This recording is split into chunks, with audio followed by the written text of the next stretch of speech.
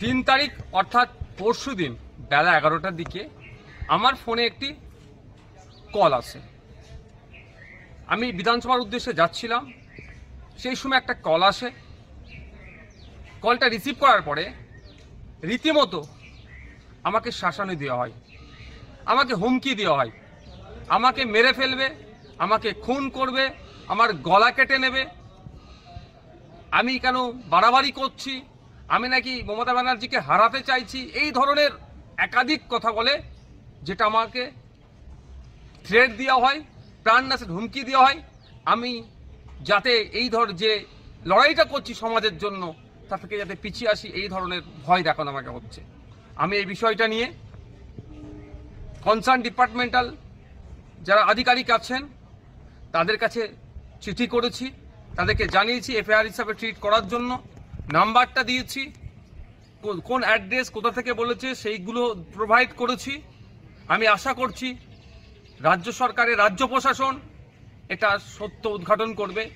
তবে একটা কথা, আমি ন্যায়ের পথে আছি, অন্যায়ের বিরুদ্ধে লড়াই করছি। তিলোত্তমা থেকে শুরু করে সাবির মল্লিকের যেভাবে হরিয়ানাতে পিটিয়ে খুন করা হলো তার বিরুদ্ধে কথা বলেছি, আবু সিদ্দিক হালদার, শিকারি মোড়া, বিভিন্ন ইস্যুতে যেভাবে মাঠে ময়দানে লড়াই করছে এবং বিধানসভার মধ্যে কথা বলছি, অনেকের কি গাপ্ত দেওয়া হচ্ছে? আমাকে থ্রেট দেওয়া হচ্ছে? আমাকে কি চুপ করে যেতে বলা হচ্ছে? আমি সরাসরি এই মুহূর্তে বলবো না, কারণ আমাকে ওই বক্তব্যের মধ্যে বলেছে, যে ফোন করেছিল যে আমি নাকি মমতা ব্যানার্জির সাথে পাঙ্গা নিচ্ছি, যদি না পাঙ্গা নিয়ে বন্ধ করি তাহলে আমাকে গলা কেটে খুন করা হবে। আমি বলছি না এটা তৃণমূল কংগ্রেস করেছে, তদন্ত সাপেক্ষ।